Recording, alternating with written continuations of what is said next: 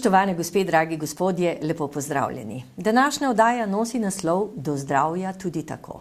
Seveda živimo v časih, ko si izbiramo svojo lastno pot do zdravja. Tudi uradna medicina nam daje veliko možnosti, da sami soodločamo.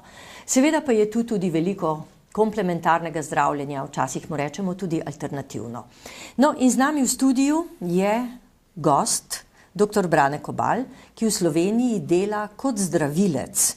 Ukvarja pa se s svetovanjem v zvezi s frekvenčno terapijo po doktorju Royalu Raymondu Raifu. 4 leta je minilo, dr. Kobal, odkar se pravzaprav vi niste pojavili niti v nobeni od mojih oddaj, pa tudi v drugih medijih vas nisem zasledila. In zdaj sem vesela, da ste se pač odzvali temu mojemu povabilu. Namreč zagotovo se je tudi pri vašem delu marsikaj izboljšalo. Verjamem, kajti že takrat sva ugotavljala, da je vaše zdravljenje dokaj uspešno ali pa celo zelo uspešno in da bo marsikateri gledalec ali gledalka lahko ali zase ali pa za kakšnega svojega bližnjega potegnil kakšno zares koristno informacijo. Namreč vedno sva govorila in tudi danes bova govorila o raku, o tej zahrbtni, nepredvidljivi bolezni, ki prizadene vsako leto vse več ljudi, tako po celem svetu, kot tudi v Sloveniji. Mogoče je potrebno povedati gledalkam in gledalcem še to, da dr. Kobal ni zdravnik uradne medicine, ne daje medicinskih nasvetov in svojim bolnikom tudi nikoli ne odsvetuje zdravljenja, ki ga predpiše uradna medicina. No, in zdaj me zanima ravno to. Ali je še vedno vaše takšno stališče, kot je bilo pred 4 leti, ali se je kaj spremenilo, oziroma kako pristopate danes v današnjih časih do medicinskega, onkološkega pristopa k bolnikom, ki so zboleli za rakom? No, res je, da nikoli nisem odsvetoval bolnikom, ki so poiskali pomoč pri meni, da bi jim odsvetoval uradno medicinsko zdravljenje. Vedno nekako sem se trudil, da sem našel nek skupni imenovalec, nek način, da so lahko bolniki, ki so mi zaupali svoje zdravje, nekako vzporedno uporabljali frekvenčno terapijo in pa v bistvu tudi vse vrste od v bistvu obsevanja operacij, kemoterapije, ki jih predpisuje uradna medicina. Namreč jaz imam en dober razlog za to, namreč frekvenčna terapija, ki jo uporabljam, poleg vseh ostalih nekako metod, ki jih imenujem preprosto moj pristop. Ta frekvenčna terapija, ki jo uporabljam, je v kombinaciji, recimo, ko sva ravno omenila kemoterapijo, je to eno dobro dopolnilo kemoterapiji. Namreč frekvenčna terapija ziritira celico, ta celica začne vsrkavati več snovi, več materije, kot bi jo sicer, in čez nekaj časa v bistvu ta celica doživi pravo polomijo zaradi te svoje notranje napetosti, zaradi te svoje iritacije, zaradi poškodovane membrane. In pravzaprav pacient, ki ima zelo razširjen, recimo, ne vem, karcinom, ki je metastaziral, ki ima veliko metastaz, se pravi, te metastaze in osnovni tumor potem vsrkavajo več citostatika, kot bi ga sicer. In to pomeni, da ima kemoterapija večji efekt, kot bi ga imela sicer, in pa manj stranskih učinkov, kar je zelo pomembno pri teh citostatikih, ker vemo, da noben citostatik ni brez stranskih učinkov. Sicer v zadnjem času medicina razvija izjemno dobre, kvalitetne citostatike, ki tudi jih imenujejo pravzaprav tarčna zdravila, biološka zdravila, in kljub temu so zelo pomembni stranski učinki in njihovo zmanjševanje, ker pomembno je, kakšen je pacient potem po zaključku kemoterapije. Ko recimo je kemoterapija zaključena, jaz še vedno nadaljujem svojo terapijo, dokler ni ta postopek uničevanja tumorja dokončno zaključen, in je zelo pomembno, kakšen pride bolnik iz tega procesa. Po drugi strani pa, recimo, jaz ne delam samo v Sloveniji, delam tudi v Švici, popolnoma z enakim načinom terapije se ukvarjam, in moram reči, da sem imel priliko v zadnjem obdobju nekako tudi priti v stik z onkologi, nekako primerjati onkološke terapije, in moram reči, da imajo slovenski pacienti, kar se tega tiče, kar se od onkoloških, onkologije tiče, imajo srečo v nesreči. Se pravi, nesrečo zato, ker so zboleli za rakom, srečo pa zato, ker sem prepričan, da sodi slovenska onkologija v sam vrh evropske onkologije, ker imel sem priliko videti, kaj se dogaja v Nemčiji, kaj se dogaja v Španiji, kaj se dogaja v Franciji, v Avstriji, tudi kaj se dogaja na Poljskem, pa recimo na Hrvaškem. Mislim, da imajo slovenski pacienti, kar se tega tiče, res terapijo, govorim zdaj za državne bolnice, ne za privatne klinike, na privatnih klinikah so recimo majčkeno drugačni standardi v tujini, ampak kar se tiče pa onkologije v državnih bolnicah, je pa Slovenija popolnoma primerljiva recimo tudi s Švico. No in recimo, če tu primerjamo zdaj še vaše paciente oziroma vaše švicarske paciente pa druge, ali je umrljivost recimo vaših pacientov ravno zaradi tega mogoče, ker pristopate s temi svojimi, tako kot ste rekli, vašim načinom zdravljenja, ki vsebuje še tudi druge stvari, ali imajo kakšno večjo srečo oziroma večje preživetje, večje možnosti? Poglejte, stopnja preživetja je, sem začel ugotavljati, da je stopnja preživetja švicarskih pacientov dosti višja kot pacientov v Sloveniji. In kar precej časa sem potreboval, da sem nekako ugotovil, kaj botruje temu, ker nekako preveč smo zanemarili prehrano v celotnem postopku terapije. Jaz sem potem ugotovil, da Švicari dosti bolj nadzorujejo prehrano, dosti bolj so strogi, kar se tiče gensko spremenjenih organizmov. Dosti na boljšem so Švicari, če bi rekel, kar se tiče hrane, kot pa Slovenci. Zato sem potem moral v svoji terapiji nekako dodati neke segmente, ki jih bova verjetno danes tudi skozi tale najin skupni čas omenila, da sem nekako, brez da bi spremenil terapijo, dosegel v bistvu potem neke rezultate, ki so primerljivi s švicarskimi. Je pa nekaj drugega, ker sem potem spremenil terapijo v Sloveniji, normalno sem jo spremenil v Švici in se je, bi rekel, švicarski rezultat tudi mečkam popravil, ampak ne zato kot v Sloveniji, ko sem začel v bistvu nekako bolj pozorno spremljati te stranske učinke ali pa ta pospeševalni princip, ki ga nekako povzroča prehrana. Poglejte, zagotovo poznate tudi literaturo, ki ostro kritizira kemoterapijo kot način uničevanja rakastih celic. Pa me zanima, kaj dejansko vi mislite? Rekli ste, da ne nasprotujete, pa vendar, vaše osebno mnenje. Ne, to moje osebno mnenje, jaz stojim za tem, da pacientu ne odsvetujem ne samo nobenega segmenta medicinskega zdravljenja, jaz ne odsvetujem nikakor ne kemoterapije. Ker moji pacienti, to niso številke, to niso statistike, to ni kar neki, to so ljudje s svojimi imeni, s svojimi priimki, s svojimi strahovi, s svojimi pričakovanji, svojo željo, da živijo. In jaz ne morem nekomu reči, zdaj pa ti opusti kemoterapijo, opusti medicinsko zdravljenje, imam pa izvide, ki kažejo jasno, da recimo pride nek pacient, jaz vidim, pred 6 leti je prvi zbolel, se mu je prvič pojavila bolezen, šel je na kemoterapijo in v bistvu je teh 6 let potem preživel. In vem, da pri takšni diagnozi in pri takšni prognozi, kakršno ima ta diagnoza, takšen pacient ni imel izgleda, da bi živel leto ali pa 2. Se pravi, 6 let je preživel zaradi kemoterapije. Kemoterapija mu je dala 6 let življenja. Potem se pa zgodi, da se pojavi, da se bolezen ponovi ali se pojavi mogoče zaradi enakega načina življenja, kot ga je pacient živel prej, prednji je zbolel takrat in zdaj se bolezen zopet pojavi. In včasih se tudi zgodi, da bolnik ugotovi, da mu uradna medicina več ne more pomagati in takrat dostikrat poišče pri meni pomoč. In jaz nikoli ne odsvetujem kemoterapije, ravno zato, ker vem, da kemoterapija daje svoje dobre rezultate, ima pa tudi svoje stranske učinke. Kaj pa, doktor Kobal, kadar uradna medicina recimo umakne svoje roke, reče, ni vam več pomoči, ne moremo več pomagati, ljudje pa vendarle pridejo k vam. Imate tudi take slučaje, zagotovo, namreč upanje je tisto, ki umre zadnje, bi človek rekel, ne? Jaz pravim, zadnji umre človek. Človeku včasih umre upanje, bolniku ne umre upanje njegovemu partnerju, ne umre upanje kakšnemu od svojcev. Skratka, jaz sem nedolgo od tega nazaj, sem marsikakšnega pacienta tako obzirno zavrnil. ker se mi je zdelo, da je bolezen preveč razširjena, da je v bistvu metastaz preveč, da je v takšnem stanju, da bi bilo vsaka dodatna terapija samo obremenjevanje pacienta.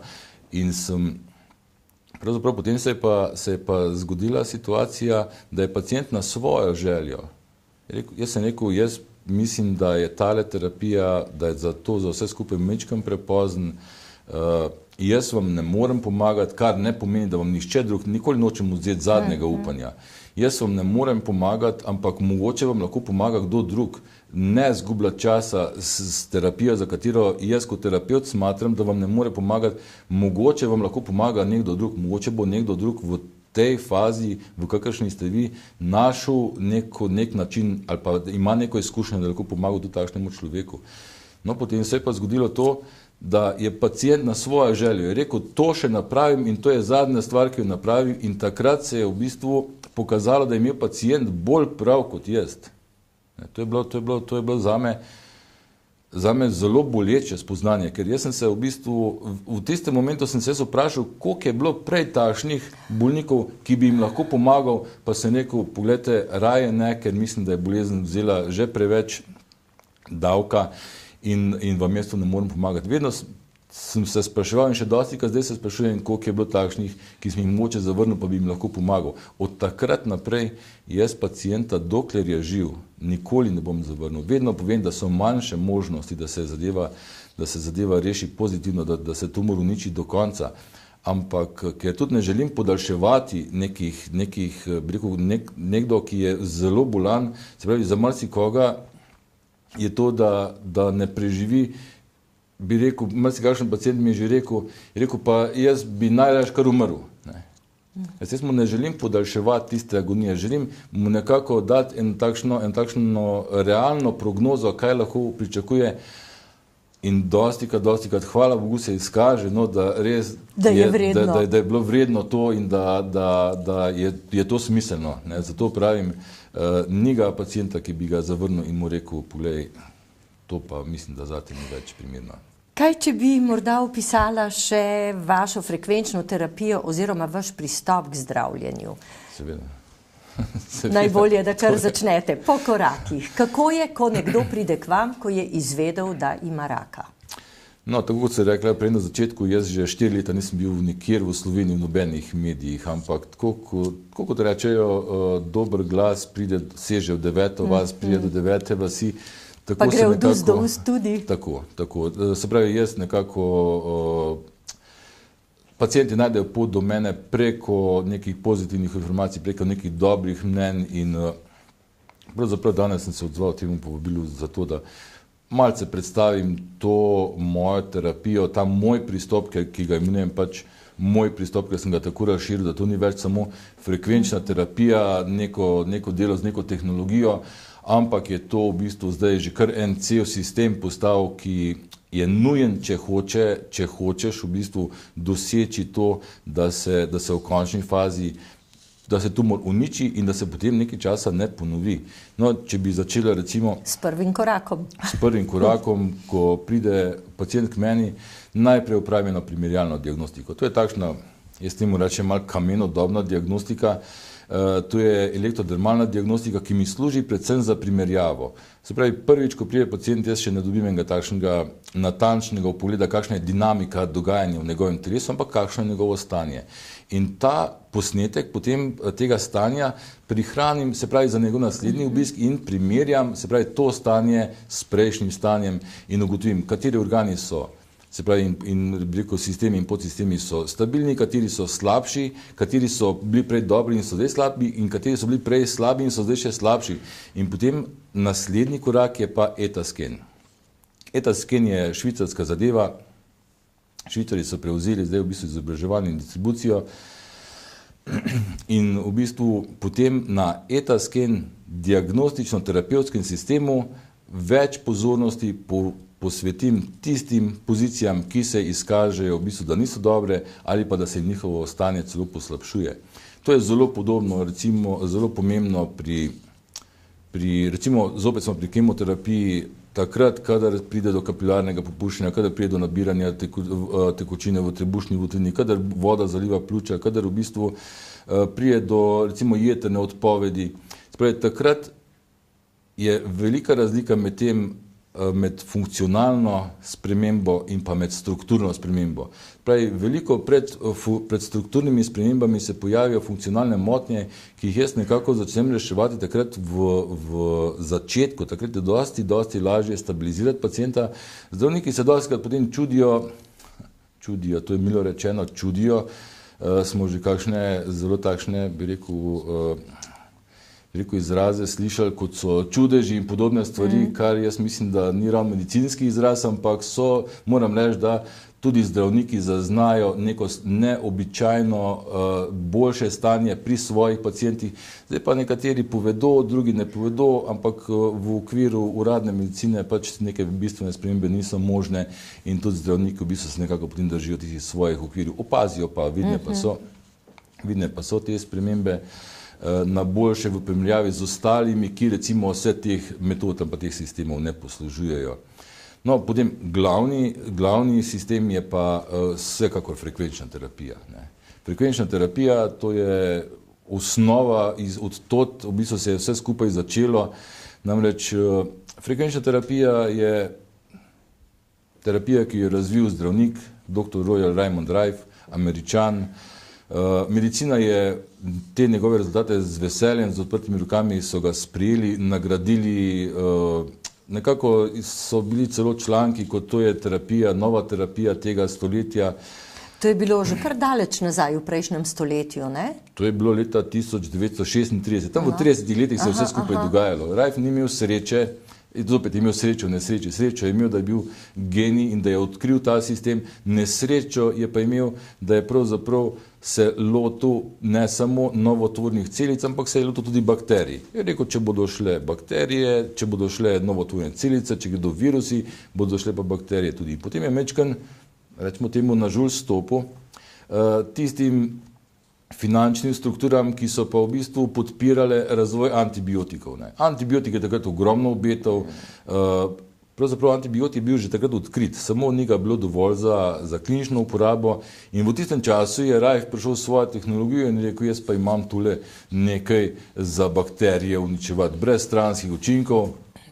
So rekli Rife, to pa ne bo dobro, to pa ne gre skupaj z našimi interesi in Rife je precej žalostno zadevo zaključil in nikomu ni uspelo, da bi Rifea popolnoma potisnil v pozabo, da bi ga popolnoma, bi rekel, degradiral in njegovi zapiski, njegova tehnologija, njegove terapije, njegovi uspehi, namreč on je v Univerzi Južna Kalifornija je takrat, ko je medicina kontrolirala njegove uspehe, je na vseh pacijentih v terminalnih fazah raka dosegel, da so bili v bistvu po zaključku njegove terapije klinično brez znakov bolezni.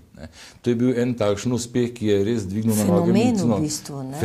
Fenomen. O tem je tudi ogromno literature na internetu in Potem pa je ta terapija zdaj našla nekako zopet pot med ljudi. Namreč bila so leta tam nekje, 50, 70, 80, ko je ta terapija nekako egzistirala bolj na nivoju, bi rekel, redkih raziskovalcev.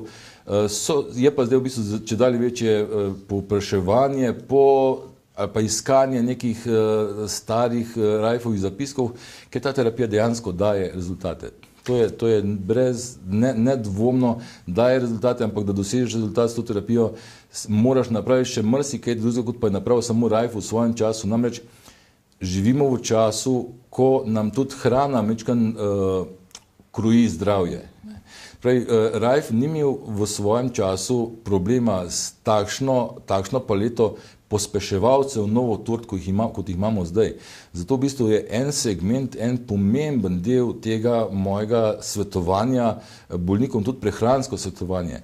Ampak prehransko svetovanje je eden najbolj občutljivih segmentov, ker ko nekdo hujša, ko nekdo hira, ko nekdo slaboten, ko nekdo izgublja težo, takrat v bistvu moraš biti zelo previden, kaj temu človeku predpišeš, da mu ne pospešiš tega propadanja telesa zaradi v bistvu nekih mehanizmov, ki se dogajajo znotraj telesa in so povzročeni v osnovi z novotvorjenimi celicami. Novotvorjene celice imajo eno takšno lastnost, da v bistvu jemljejo organizmu več energije, kot pa jo proizvajajo. To je zaradi njihove osnovne strukture in pri takšnem pacientu je treba zelo, zelo previdno zastaviti, se pravi, njegov prehranjevalni sistem. Sploh pa kaj mu odsvetovati, kaj od tiste hrane, ki pravzaprav jo ima rad, ki mu paše. Tako da prehransko svetovanje je, kot sem rekel, zelo, zelo pomemben segment in se ga je treba lotevati vedno individualno. Vedno je takšen individualen pristop do vsakega posameznika. Z veliko mero občutljivosti, ne? Z veliko mero previdnosti in občutljivosti, ker kakšen je njegov način prehranjevanja, kakšne so njegove možnosti, kakšne so njegove prehranjevalne navade, se pravi, kakšen je človek, se pravi, kakšnega človeka imaš pred sabo, moraš najprej ugotoviti, se pravi, da mu potem lahko nekako pomagaš, brez da povzročiš nek velik stres, neko veliko izgubo energije z neko spremembo, ki mu svetuješ. Vsaka sprememba potegne za sabo neko izgubo energije. Če je človek bolan, pa še toliko bolj. Poglejte, ta frekvenčna terapija, pravzaprav jo opravljate z nekimi aparati. Zdaj je to že precej drugače, kot je bilo na začetku, kaj ne? No, če pogledava tole je bil tale preprosti aparatek, s katerim sem na začetku začel, ampak je bil že dovolj dober, da sem nekako dobil tisto vzpodbudo. To deluje, to je pravzaprav nekaj, kar se splača razvijati, kar bo v bistvu ob nadaljnjem razvoju dalo še boljše rezultate. No, tale je bil že mečken novejši, malo boljši, tudi dizajn, za dizajn smo malo poskrbeli, ampak če pa pogledamo tegale zdaj, no, tale je pa aparatura, ki je bila pravzaprav predhodnih teh sodobnih aparatur, nad katerimi so bili potem tudi Američani tako zelo navdušeni, da je aparatura prodrla tudi na ameriško tržišče, ampak to še ni bil zadnji produkt. No, tule pa že vidimo ta naš zadnji, ta moj, pravzaprav lahko rečem tudi moj zadnji produkt. Produkt nosi naziv KBS, proizvajalci je v Švici, firma TB Electronics, izdeluje te aparature in moram reči, da smo v tem času dosegli napravili en takšen produkt, ki je resnično ne samo v slovenskem, ne samo v švicarskem, v evropskem, ampak v svetovnem merilu. Če pogledamo primerjave teh aparatur na internetu, je ta aparatura pravzaprav ena izmed boljših. No, da bom rekel, zdaj najboljša, ker lahko, da je še kakšna boljša, ampak zagotovo je med najbolj preciznimi, med najkvalitetnejšimi aparaturami in pravzaprav to je aparatura če bi rekel samo kvaliteta samega mehanizma, ta aparatura nima omejene garancije. Se pravi, ne, to je aparatura, ki se zelo redko ali pa skoraj ne kvari in je resnično, bi rekel, dodelana, ampak nikoli nobena aparatura toliko dodelana, da ne bi mogel biti še boljša. Namreč zdaj delamo na poenostavljanju sistema, da je pač za uporabnika sistem prijazen. Ravno to. Če so ljudje starejši pa še bolani, najbrž je težko z nekim zapletenim mehanizmom se ukvarjati. Poglejte, tehnično neuki se vedno bojijo neke tehnologije, ko mu omeniš neko aparaturo, ga je vedno strah, kako bom pa jaz to zmogel, kako bo pa to šlo, a bom to jaz to znal delati. To je približno, bi rekel, tehnično zahtevno je to kot uporaba mobilnega telefona. In pri tem, kar je pomembno, lahko se uporablja doma, ne? Ja, ni potrebno, da ljudje hodijo k vam dan za dnem, morda iz cele Slovenije. To smo jedli na začetku. To je bilo finančno zelo veliko breme za pacienta, pa tudi prihajali so iz Jesenic, prihajali so iz Maribora, iz Kopra, iz Zagreba, iz Avstrije, iz Trsta, tudi iz Milana smo imeli paciente, ampak ti niso prihajali vsak dan, ampak gledajte, to so pacienti, ki so prišli in so nekaj časa ostali tu, to so bili veliki napori. Zdaj ta pacient mora se prihajati vsak dan. In predstavljate si, vsak dan prihajati iz Kopra, vsak dan prihajati iz Jesenic v Ljubljano. Ali pa plačevati hotel in stroške v Ljubljani. To so bili stroški, ampak pacienti so to nekako, ko so videli rezultate, so ali se odločili za osnovno aparaturo, ki je bila takrat astronomsko draga. Se pravi, to je bila aparatura, ki je stala okrog 25 000 evrov. In to je bilo za žep, bi rekel, enega povprečnega človeka z našega okolja absolutno predrago. Ampak potem so pa prišle aparature za domačo uporabo, ne. In to je pa potem spremenilo, bi rekel, zahtevno za pacienta za, rečemo tega, 95%. In seveda pocenilo, ne, ker to lahko pomeni, da vi potem to natančno aparaturo uravnate na pacienta in njegovo stanje. Tako je. Glede na diagnozo, glede na tip novotvorbe se aparatura naravna, pacient jo v bistvu odnese domov, jo doma uporablja in hodi, zdaj pač odvisno na mesečne, 3-mesečne, 2-mesečne, tudi 3-tedenske kontrole, odvisno od tega, v kakšnem stanju je, pa v kakšni fazi medicinskega zdravljenja je. Kaj pa recimo psiha pri tem? No, poglejte, pacienti imajo težke težave. Ali lahko kaj pomagate? Poglejte, psiha je eden izmed, rekel, zelo pomembnih segmentov, pa pomembnih faktorjev pri nastanku novotvorbe in pa pri sami terapiji. Jaz moram reči, da sem tu se pa zadnje 4 leta ni bistveno nič spremenilo. Jaz sem že pred 4 leti uporabljal terapijo, ki se imenuje PET. To je psihoenergetska terapija ali energetska terapija psihičnega biopolja, ki pravzaprav funkcionira še vedno in še vedno jo enako uspešno uporabljam pri svojih pacientih. Terapija je zelo preprosta in zelo učinkovita. Če samo v bistvu tako nekako ponazorujem to preprostost in učinkovitost in kako dejansko deluje, bi recimo za primer povedal, jaz včasih organiziram seminarje. Pride več ljudi, težko je vsakemu posebej razlagati, bolje je, če je to večja skupina in nekako jih več naenkrat dobi isto informacijo. Tisti pacienti ali pa tisti obiskovalci seminarje, ki ne bi bili zadovoljni s to terapijo, ki bi nekako ugotovili, da na njih pa ne učinkuje, oni dobijo v celoti povrnjene stroške seminarja, brez kakršnih koli odbitkov, tako da, ampak moram reči, da je tega skorajda ali pa kar ni. Ja, zagotovo ni, sicer ne bi pravzaprav tega ravno poudarjali, ne. Ponavadi tisti, ki hočejo denar pobrati, imajo sisteme, kako ga poberajo, ne pa tako, kot vi pravite, vrnem, če ljudje niso zadovoljni. Tako je. Poglejte, finančni del je zelo pomemben segment. Nekako preden prije bolnik ali pa uporabnik mojih storitev k meni na prvi obisk dobi že gradivo. In v tem gradivu je opisana metoda, opisana je tudi finančna konstrukcija. Namreč, to pomeni, da pacient od začetka do konca ve točno toliko bo stalo in nič več.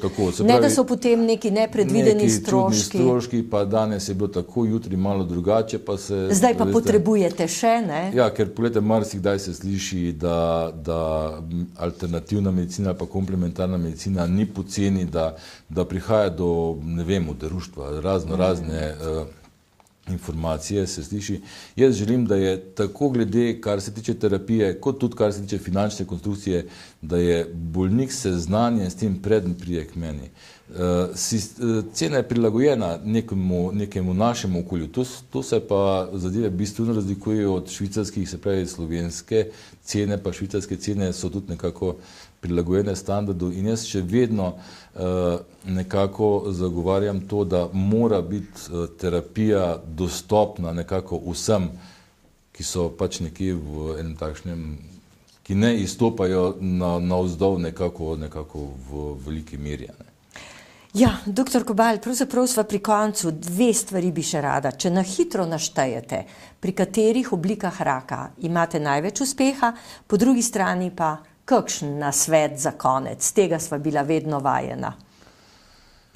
No, pogledajte, nekako ne bi zdaj se opredeljeval, največ izkušenj lahko rečem recimo, da imam pri karcinomu pljuč, pri mikrocelularnem karcinomu, makrocelularnem, se pravi drobnocelične, velikocelične karcinomu pljuč, potem je tu rak dojke, rak prostate, rak na ledvicah. Moram reči, da zelo odstopajo moji rezultati od medicinskih pri karcinomu trebušne slinavke. Tu sem napravil nekako največ raziskav in tu se je med medicinsko prognozo in med mojo dejansko v bistvu realizacijo je kar precejšnja razlika. Tako da rak maternice, rak jajčnikov zelo pogosto pa pridejo tudi bolniki in v zadnje časih je vse več tistih, ki imajo tumor, možganski tumor, glioblastom, astrocitom. Še na svet. Jaz bi svetoval, da pazite na svojo prehrano. Prehrana je tista, ki lahko najbolj prepreči nastanek otvorbe in prehrana je tudi tista, ki odigra zelo pomembno vlogo pri sami terapiji, pri samem zdravljenju. Doktor Kobal, najlepša hvala, še naprej veliko uspeha, predvsem pa tistim, ki jim lahko pomagate, če bova rekla, ki so že nekako v medicinski oskrbi, morda pa, kar je še bolj pomembno, tistim, pri katerih se včasih lahko zgodi tudi čudež. In tako je. Hvala lepa, ker se ukvarjate z nami, z našimi boleznimi in ker seveda tudi s pomočjo Švicarjev razvijate nove in nove tehnologije. Hvala vam za vaše povabilo. Hvala lepa. Nasvidenje. Nasvidenje.